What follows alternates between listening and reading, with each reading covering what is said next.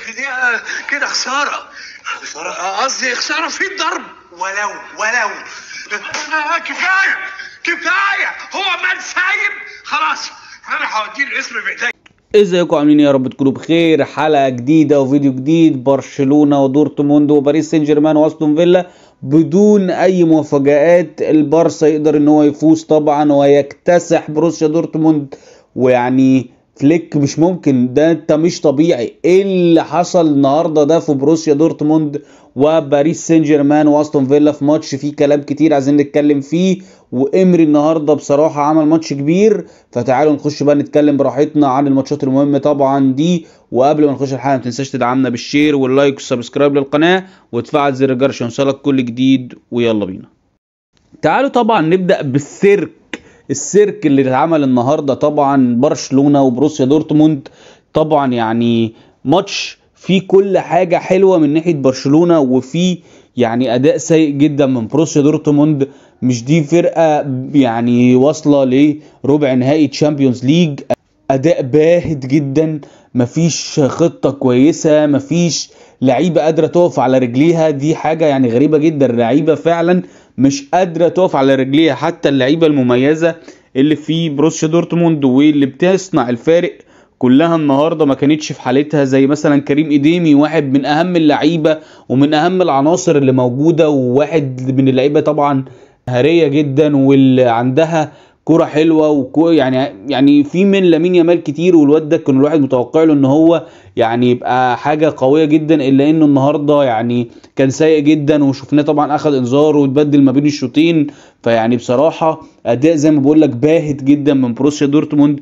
مفيش خطه، مفيش حاجه بيلعبوا عليها، ولا هم مثلا مقفلين دفاعيا بشكل كويس، ولا هم مستحوذين على الكوره، ولا هم بيلعبوا على المرتده، ولا هم بيعملوا اي حاجه خالص. فده طبعا يعني تأثير كبير من لعيبه بروسيا دورتموند ومن المدرب بصراحه، اللي يعني ما حضرش حاجه خالص للماتش، ساب الماتش يمشي كده وخلاص. وطبعا برشلونه يعني جات له عط بطاب، فرش السيرك. طبعا لامين يامال من اول دقيقه شفناه، يعني شفنا الكره طبعا اللي عملها بتاعت رونالدينيو دي وشاطها، ويعني حتى ابو تريكه قال لك يعني اي حد هيطمع فيها. يعني هو كان ممكن يلعبها بالعرض عادي، ولكن يعني هي طمع فيها بصراحه. كره جميله جدا، والواد لما طبعا لامين يامال بقى اتكلمنا عنه كتير وقلنا قد ايه الواد يعني ميسي يا جماعه. ما خلاص هو ميسي الجديد خلاص، ما فيش.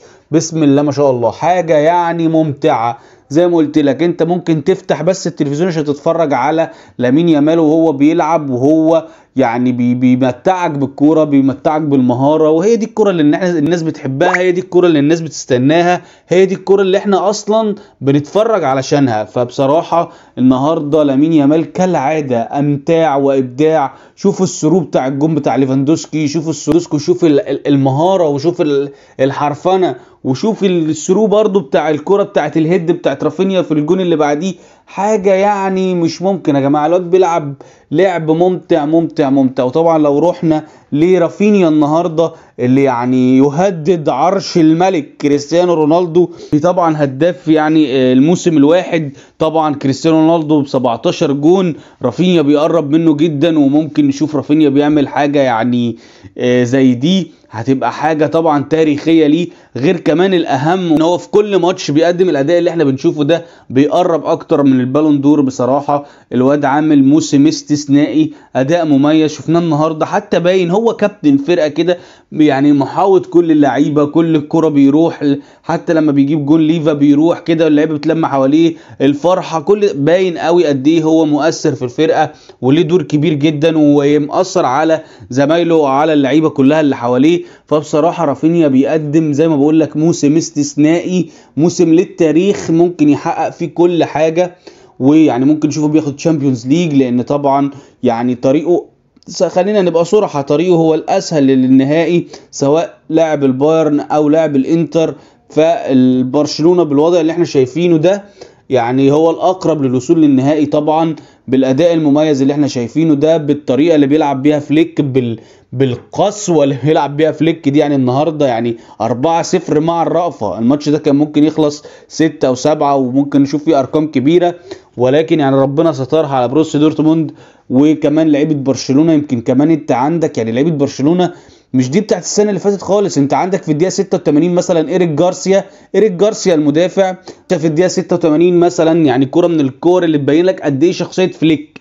كرة في الدقيقه 86 انت كسبان 4-0، كرة في المدافع وانت المدافع ممكن تطلعها اوت وترجع، ممكن خلاص هي تولت منك وبعدت، لا الواد بيحارب عليها وبيقاتل وبياخدها وبياخد منها اوت، ولا كانه خسران ولا كانه يعني هو مؤثر يعني الولد، والفرقه كسبانه 4-0 والفرقه مقدمه مباراة يعني على اعلى مستوى، وماتش من احلى الماتشات اللي شفتها لبرشلونة طبعا في الموسم ده. اراوخو مثلا برضو في الكرة الاخيرة اللي هي بيقاتل عشان يطلعها وبيتزحلق وبينط فاهم، تحس ان الفرقه خسرانه، يعني تحس ان هم اللي بروسيا دورتموند.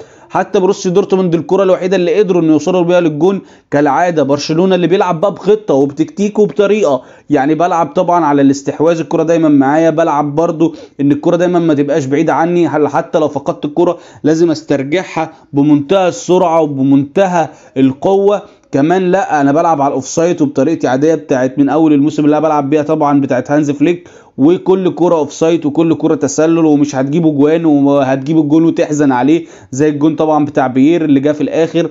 فيعني بصراحة برشلونة مع فليك حاجة ممتعة. اخر حاجة طبعا حابب اتكلم عليها ليفا ايه المتعة والجمال والحلاوة دي يا ابني، ولا كأنك عندك 20 ولا 25 سنة، حاجة يعني في قمة الجمال، حاجة ممتعة، بيوريك قد ايه لما يكون عندك مهاجم. يا ارسنال اسمعوا وشوفوا، يا مانشستر يونايتد شوفوا لما يبقى عندك مهاجم القناص، شوفوا استمتع واتمتع. شوف الفرق لما بيبقى عندك مهاجم من نص فرصة ممكن يجيب لك جون، وممكن يخلق لك كورة، يعني الكورة تبقى ميتة هو يخلقها لك ويعمل لك فيها البدع. هو ده ليفا، هو ده برشلونة، هو ده هانز فليك. فبصراحة مبروك الفوز النهاردة لبرشلونة، استحقه، وطبعا حطوا يعني قدما ونصف في نص النهائي، بل قدمين وخلاص بصراحة في نص النهائي. فمبروك الفوز النهاردة لبرشلونة. وتعالوا بقى نروح للماتش التاني، باريس سان جيرمان واستون فيلا. النهاردة بصراحة في ماتش باريس سان جيرمان واستون فيلا يعني حابب طبعا نتيجة 3-1، وتبان ان النتيجة طبعا خلاص الماتش خلص، وان باريس سان جيرمان هو كان الافضل وهو كان الاقوى، مش هنقدر ننكر ده. ولكن ما نقدرش ننكر دور استون فيلا ودور اوناي امري اللي عمل ماتش كبير، عمل ماتش فيه خطة، عمل ماتش فيه اداء. ويعني لولا سوء الحظ الجول اللي جه طبعا في الدقيقة الاخيرة ده بتاع مندش، كان هيبقى الكلام مختلف تماما. يعني كان هيبقى الكلام اللي هنقوله دلوقتي كان هيبقى مختلف تماما. هتقول لي ايه يعني، كنت هتقول ان هم احسن وبتاع، لا هم كانوا افضل. انا بالنسبة لي استون فيلا عمل اللي هو عايزه، اوناي امري عمل في الماتش اللي هو عايزه، هو نزل باستراتيجية معينة هيلعب بيها، وطبعا هي كانت باينة جدا. انا هقفل دفاعيا، هسيب الكرة خالص لباريس سان جيرمان، انا مش فارق معايا الكرة، انا هسيبها، هقفل دفاعيا، هلعب يعني هو حرفيا كان بيلعب بال11، وده باين في التشكيلة اللي بيلعب بيها. يعني عدم وجود واتكنز من اول الماتش، عدم وجود اسينسيو، كذا لعيب من اللعيبه المهمه، عدم وجود ايام ماتسن، عدم وجود اونانا، كل ده بيوريك قد ايه ان هو محتاج اللعيبه اللي بتعمل ادوار دفاعيه اعلى، وان هو محتاج اللعيبه اللي بتاخر، محتاج اللعيبه اللي هتقفل وتعمل زون ديفنس جامد قوي على لعيبه باريس سان جيرمان. ونجحوا في ده طوال الماتش، حتى لما جه فيهم يعني قدروا كمان ان هم طبعا يجيبوا جون عن طريق روجر، وجون جميل جدا بصراحه. ولكن قدر طبعا باريس سان جيرمان ان هو بعديها ب4 دقايق على طول عن طريق دويف جون جميل برضو قدر ان هو يتعادل. وطبعا لما كفاراتسخيليا في الشوط الثاني على طول في الدقيقه 49 تقريبا او 50، يعني 5 دقايق في الشوط الثاني كده، نزل وخد واحده طبعا يعني فنت ابن لذينه، واحده كده تعبنا كلنا فيها بصراحه، وحطها بشكل طبعا ولا اروع. مارتينيز ما قدرش ان هو يعمل معاه اي حاجه. ولكن نرجع لاوناي امري، يعني كل ده متوقع وكل ده طبيعي جدا، لان مش انت بتلاعب باريس سان جيرمان في ملعبهم، فالطبيعي ان هم هيضغطوا عليك، والطبيعي ان هم يروحوا على الجون 100 مرة، مش مرة ولا 2 ولا 3، هيروحوا 100 مرة على الجون. فبالتالي كل ده متوقع وكل ده عمل له حساباته. ولكن يعني كان في سوء توفيق في الكرة بتاعت مندش اللي في اخر دقيقة دي، لان الماتش ده لو كان خلص 2-1 كان الوضع على باريس سان جيرمان كان هيبقى صعب جدا في ملعب استون فيلا كان هيبقى صعب جدا، لان الفرق جون واحد ده وانت هتلاعب استون فيلا في ارضه. استون فيلا هيبقى مدعم بجماهيره طبعا، هيبقى عنده الحافز ان الفرق جون واحد واقدر اجيبه، وانا كنت افضل كمان في معظم فترات الماتش، ومشيت الاستراتيجيه اللي انا بلعب بيها وفرضتها على باريس سان جيرمان، فبالتالي كان هيبقى فرق كبير. حتى كان باين جدا في فرحه طبعا انريكي لما جه الجون. شوف الفرحه بتاعت انريكي تبين لك قد ايه ان هو شم نفسه وخد يعني تردت له روحه بالجون ده طبعا، لان هتفرق كتير لما يبقى فرق جونين. هتبقى نازل انت برضو مرتاح اكتر، عندك الثقه اكتر، اللعيبه بتاعتك هتبقى عندها الثقه اكتر، فبالتالي الراجل يعني ايه خد نفسه كده، شم نفسه. باريس سان جيرمان النهارده طبعا يعني كالعاده اللعيبه بتاعت نص الملعب بتاعته نيفيز، فيتينيا، رويز، 3 بيستحوذوا على الكرة بشكل طبعا يعني خيالي. 3 ممتازين، اتكلمنا عنهم اكتر من مره قبل كده، قلنا قد ايه هم 3 بيعملوا كرة حلوه قوي قوي قوي. طبعا الثلاثي الهجومي، على الرغم ان ديمبلي النهارده عنده سنه كده تاخير كده في الكرة، كل كرة بيخرجها يعني لازم يمرقص كالعاده، يعني لازم يمرقص ويعمل فنتات لازم يمرقص ويعمل الفنتات بتاعته والشغل بتاعته والكلام ده كله، ولكن كان بيعملها بالزياده، كان بيطول قوي، الكرة كانت في رجله بتقعد كتير، فبالتالي كان بيتضغط عليه وبيتاخد منه الكرة بشكل سريع جدا. دوي النهارده عمل ماتش كبير وماتش يعني على اعلى مستوى، ولكن انا هفضل واقول ان انا بالنسبه لي باركولا، انا شايف ان باركولا افضل بكتير، وفي ماتشات زي دي كان لازم يبقى هو الموجود وهو اللي يبقى اساسي. مع احترامي لدوي، الراجل عمل اللي عليه وعمل ماتش كويس قوي، ولكن انا شايف برضو ان باركولا. قول لي انت رايك في الكومنتات، شايف ان باركولا افضل ولا دوي افضل؟ انت قول لي ايه رايك. انا شايف من وجهة نظري باركولا، وباركولا كان مهم قوي انه يكون موجود في ماتش زي ده من اول الماتش، لانه طبعا لو موجود كان هيفرق بكتير. وطبعا نزل في الشوط الثاني مكان دوي وما قدرش ان هو يعني يعمل الشكل المطلوب، لانه نازل في الدقيقه 75 يعني اللي هو يعني برضو لا، اللعيب لما يبقى بادئ الماتش وواخد الماتش من اوله بتفرق كتير. فاعتقد ان لو كان باركولا موجود من اول ماتش كانت فرقت كتير مع باريس سان جيرمان. كفاراتسخيليا النهارده طبعا عمل ماتش خرافي، جاب جون عالمي زي ما قلت لك.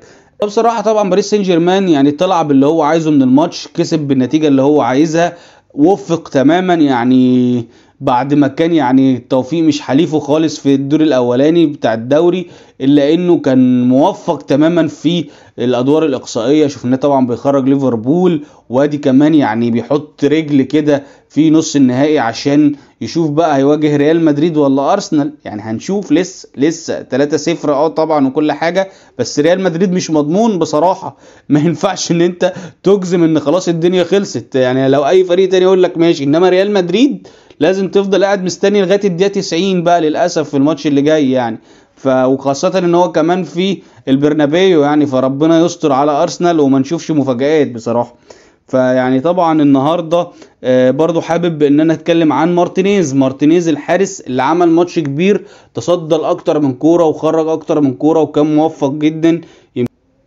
يمكن النهارده الراجل عامل 8 تصديات في الماتش، فده يوريك قد ايه ان الراجل ده فايق، الراجل ده شايل فرقته، الراجل ده كابتن فرقه، الراجل ده مميز قوي قوي قوي، مش حارس سهل، مش حارس محظوظ، مش حارس ضربات جزاء بس، لا حارس كويس قوي وحارس عارف هو بيعمل ايه، لا حارس كويس وحارس يعني من الحراس الجامدين قوي في الفتره الحاليه. فطبعا يعني ايه لازم برضو نديله حقه، الراجل النهارده فرق جدا مع فرقته، انقذ فرقته في اكتر من كوره، ولولا برضو وجوده كان النتيجه ممكن تكبر عن كده، ولكنه كان موجود دايما وبيشيل اكتر من كوره، شفناه في اكتر من كوره واكتر من انفراد، الراجل تعامل معاه بشكل احترافي جدا وبشكل عالي جدا. ففي النهايه حابب اقول ان استون فيلا النهارده عمل ماتش حلو، عمل ماتش كويس، قدر ان هو يعني يحرج باريس سان جيرمان، ولكن للاسف يعني ولكن في النهايه اقدر اقول ان باريس سان جيرمان هو اللي يعني خرج باللي هو عايزه من الماتش ده.